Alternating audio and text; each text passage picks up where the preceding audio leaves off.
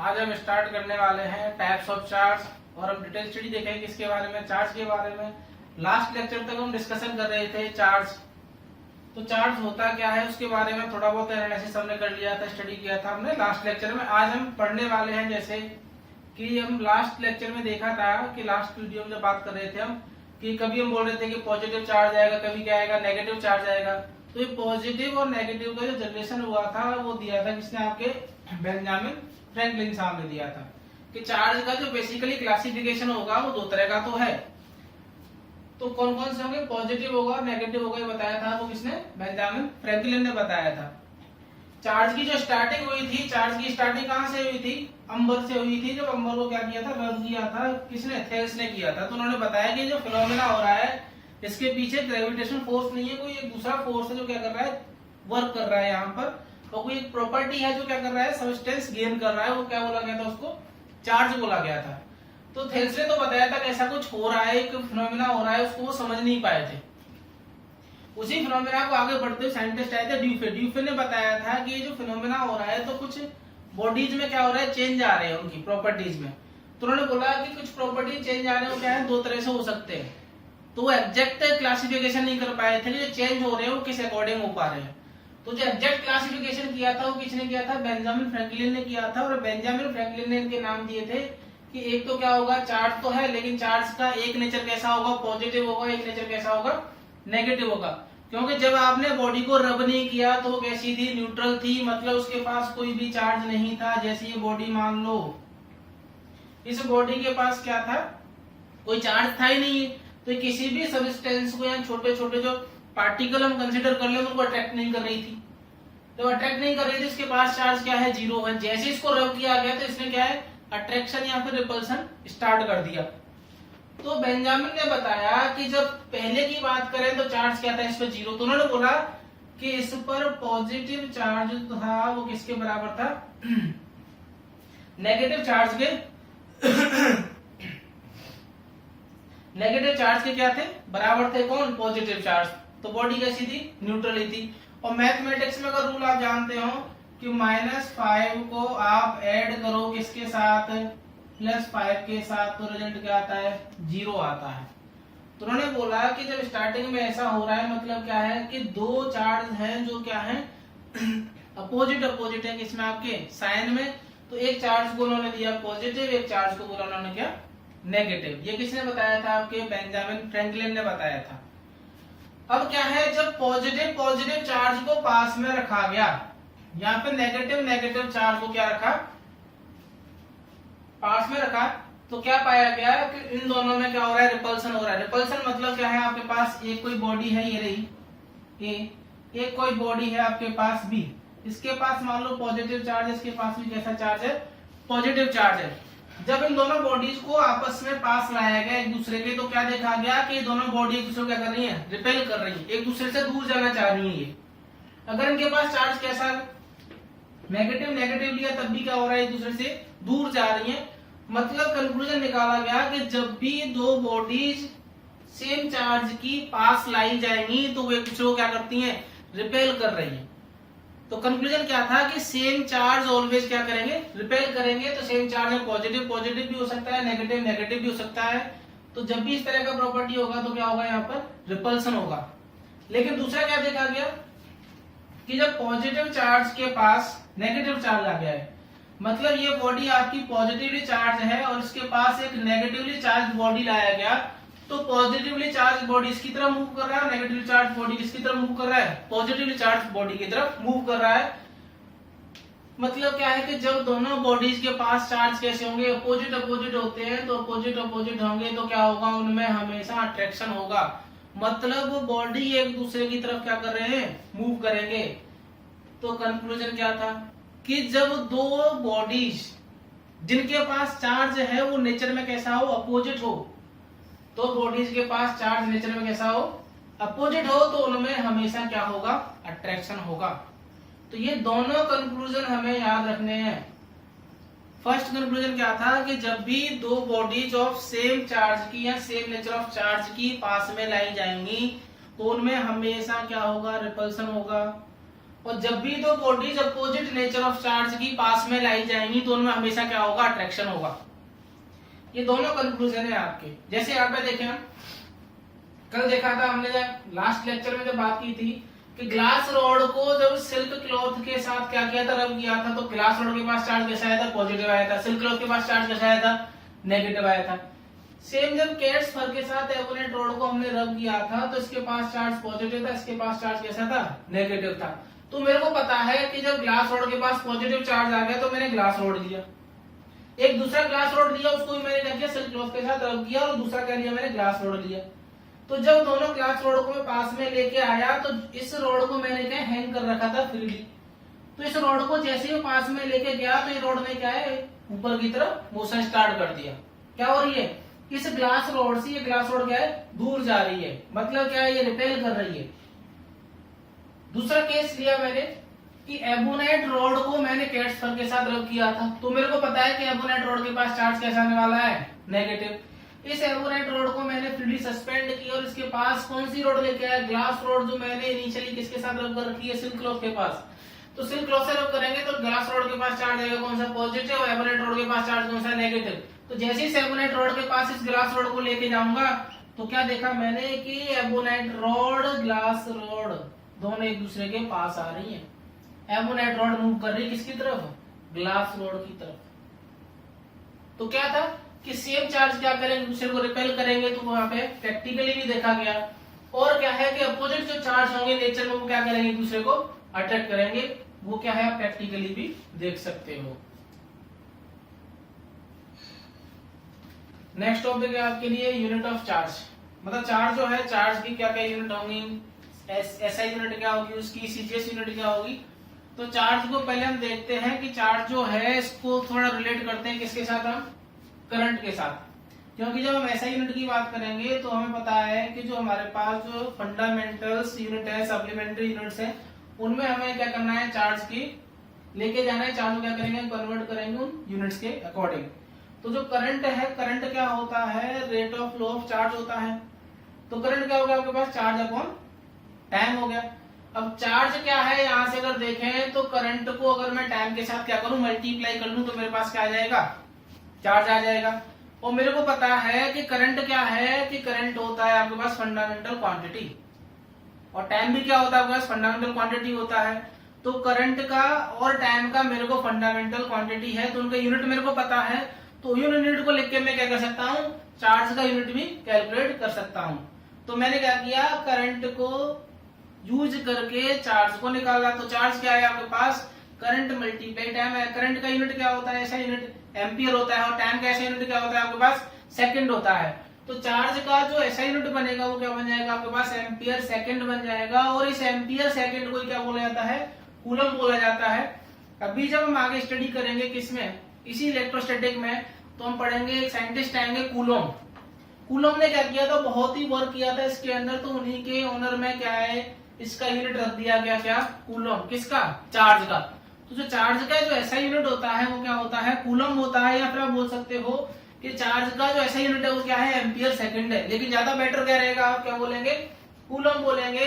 तो चार्ज का जो ऐसा यूनिट है वो क्या होता है, कूलम होता है। अगर कूलम नहीं है तो आप अगर कहीं एम्पियर सेकंड देखें तो एम्पियर सेकंड भी क्या है हमारे पास, सही है।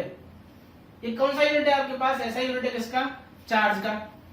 अब अगर बात करें किसकी, कि कोई भी फिजिकल क्वांटिटी होगी तो उसके पास क्या होगा, एक तो यूनिट होगा, दूसरा क्या उसके पास डायमेंशन होगी, तीसरा क्या हो सकता है कि वो क्वांटिटी, फिजिकल क्वांटिटी या तो वेक्टर होगी या फिर क्या होगी, स्केलर होगी। तो चार्ज जो है, पहले बात करते हैं किसकी, इसकी डायमेंशन की। चार्ज का हमने देख लिया यूनिट, यूनिट क्या होता है, एम्पियर सेकंड, या फिर क्या बोलेंगे, एम्पियर सेकंड को क्या बोला जाता है, कूलम बोला जाता है। तो यहां से देखें आप, यूनिट आई जो इसकी क्या आई है, एम्पियर, और सेकंड आई है।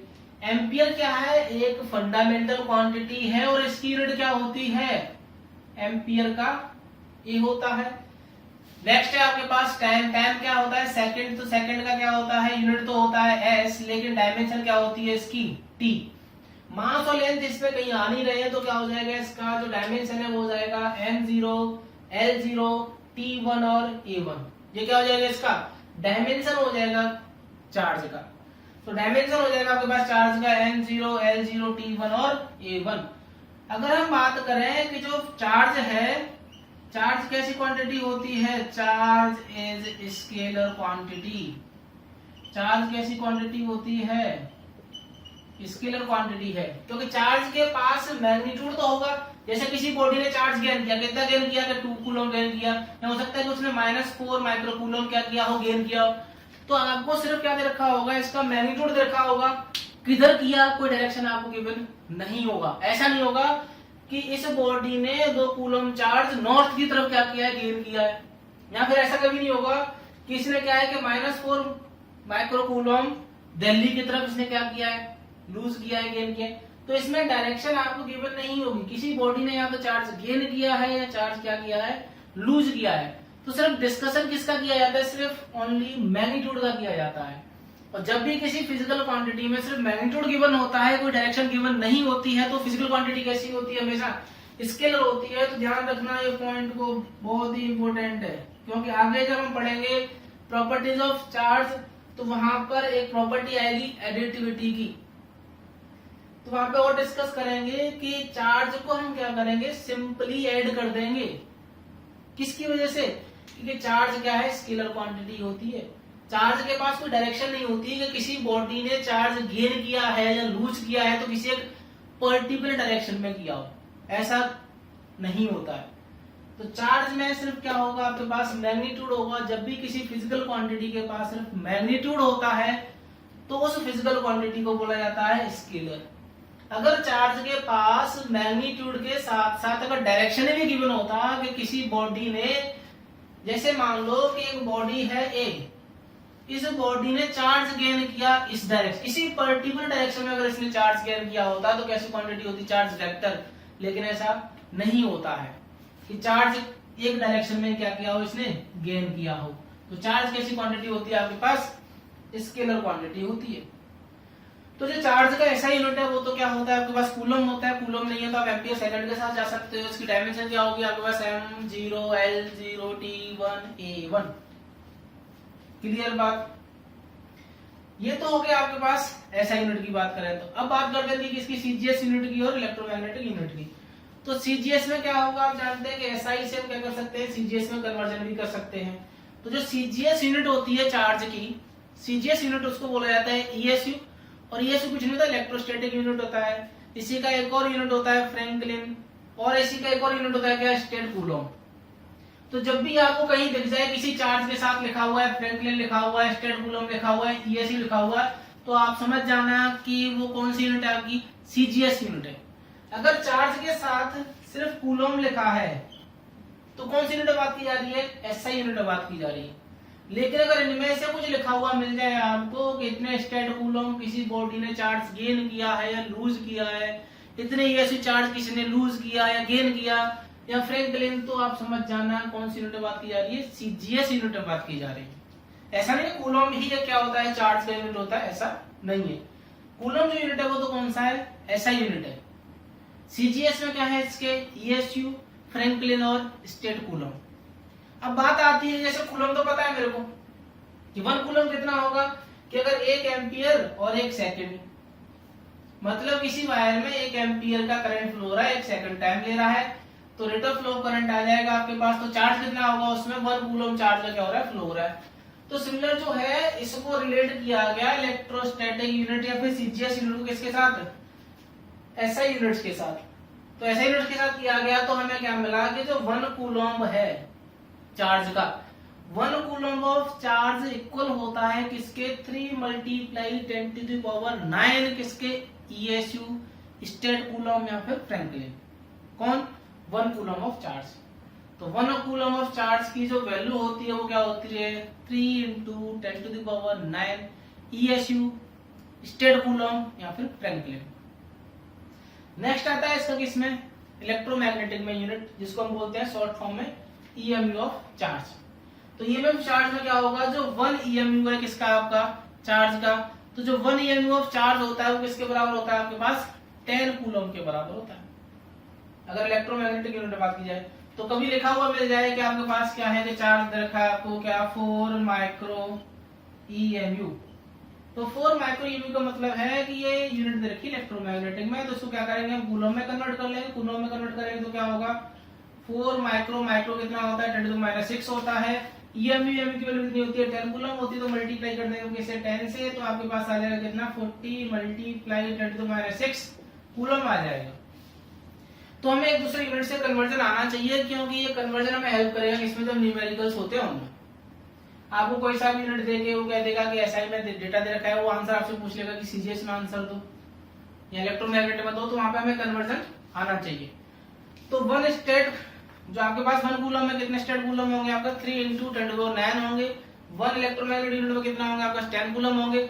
अगर मैं दोनों को तीनों को रिलेट करूं, कूलम को, ईएमयू को और किसको ईएसयू को, तो मेरे को क्या मिलता है कि 1 ईएमयू देखो कितना है 10 कूलम में, तो 1 ईएमयू बराबर कितना होगा 10 कूलम, और 1 कूलम में कितने स्टेट कूलम में इतने हैं, तो क्या हो जाएगा सिंपली 10 से मल्टीप्लाई हो जाएगा, तो क्या आ जाएगा आपका 30 × 10 ईएसयू हो जाएगा। अब देखो जो सबसे जो बड़ी यूनिट है किसकी चार्ज की, वो होती है फैराडे। क्या होती है वो फैराडे है, ये फैरड नहीं है। फैरड यूनिट होती है किसकी कैपेसिटेंस की, हम पढ़ेंगे। ये क्या है ध्यान से देखना, फैराडे, फैरड नहीं है। फैरड यूनिट किसकी होती है कैपेसिटेंस की होती है, ये क्या है फैराडे।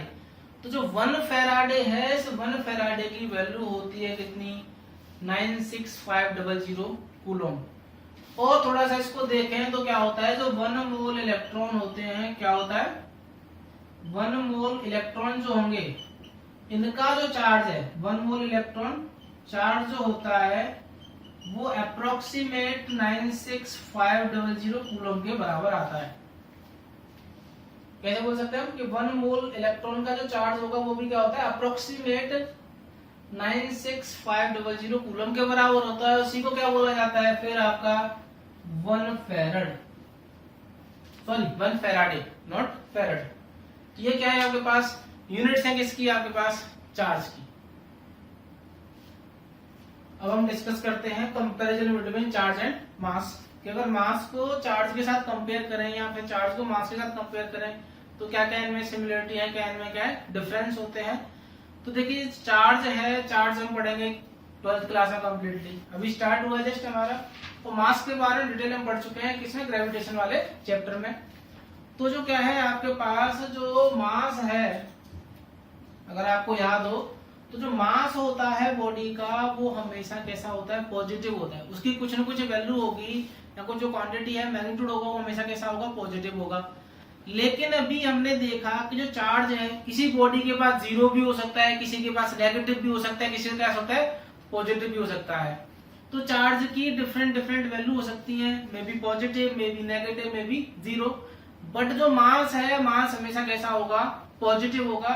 तो जो फर्स्ट इनमें कंपैरिजन में पॉइंट है आपका कौन सा कि जो चार्ज है किस पर किसी भी बॉडी पर may be positive, may be negative और 0। अगर बॉडी कैसा होगा न्यूट्रल होगा तो उसके पास चार्ज कैसा होगा 0 होगा। लेकिन मास हमेशा कैसा होगा बॉडी पर हमेशा पॉजिटिव होगा। नेक्स्ट है आपके पास जो चार्ज है, कोई भी बॉडी है उस बॉडी के पास जो चार्ज होगा वो इंडिपेंडेंट होता है किसके उसके फ्रेम ऑफ रेफरेंस के। जैसे आपके पास कोई एक बॉडी है, ये बॉडी आपके पास चाहे ये किस पर हो रेस्ट पर हो या ये बॉडी क्या कर रही हो किसी वेलोसिटी से क्या कर रही है मूव कर रही है। तो चाहे रेस्ट पर है चाहे मोशन में है, इस बॉडी के पास जो चार्ज होगा उस चार्ज में कोई वेरिएशन नहीं आएगा। मतलब क्या है कि जो चार्ज जो है वो फ्रेम ऑफ रेफरेंस पे डिपेंड नहीं करता है। Frame of reference in the sense अगर बात करें हम अगर यहाँ पे सिंपल वे में, तो जो चार्ज होगा वो वेलोसिटी पर डिपेंड नहीं करता है। चाहे ऑब्जेक्ट आपका रेस्ट में हो, चाहे ऑब्जेक्ट क्या कर रहा हो v वेलोसिटी से मूव कर रहा हो, अगर इसके पास इनिशियली 2 माइक्रो कूलम चार्ज था रेस्ट पर, तो जब ये मोशन में होगा तब भी इसके पास कितना चार्ज होगा 2 माइक्रो कूलम ही रहेगा। मतलब चार्ज में कोई वेरिएशन नहीं होता है। लेकिन अगर उधर बात करें हम किसकी मास की, तो मास आपका फ्रेम ऑफ रेफरेंस पे क्या करता है डिपेंड करता है। या फिर हम बोले कि जो मास होगा विद वेलोसिटी क्या करता है चेंज होता है। ये किसने बताया था, ये बताया था आपके आइंस्टीन ने जब उन्होंने दिया था स्पेशल थ्योरी ऑफ रिलेटिविटी। तो स्पेशल थ्योरी ऑफ रिलेटिविटी में उन्होंने बताया था कि अगर कोई एक ऑब्जेक्ट रेस्ट पर है तो इसका जो रेस्ट मास होगा वो इक्वल नहीं होगा जब ये ऑब्जेक्ट किसमें हो, किसी वेलोसिटी से मूव कर रहा हो, या हम बोले किसमें हो, ये मोशन में हो। अगर हम मैकेनिक्स में बात करें तो मैकेनिक्स में क्या होता है, बॉडीज का मास बहुत ज्यादा होता है तो जो मोशन में मास, रेस्ट मास कोई ज्यादा वेरिएशन नहीं आता है। लेकिन अगर हम क्या करें, बहुत ही स्मॉल लाइट पार्टिकल के लिए बात करें तो वहां पर वेलोसिटी के साथ उनके मास में वेरिएशन बहुत ज्यादा होता है। तो जो मास होता है तो रेस्ट पोजीशन पर मोशन दोनों केस में सेम नहीं होता है, ये बताया था स्पेशल थ्योरी ऑफ रिलेटिविटी ने, जो किसने दी थी, आइंस्टीन ने दी थी। नेक्स्ट है आपका जो चार्ज है वो बिना मास के कभी एग्जिस्ट नहीं कर सकता।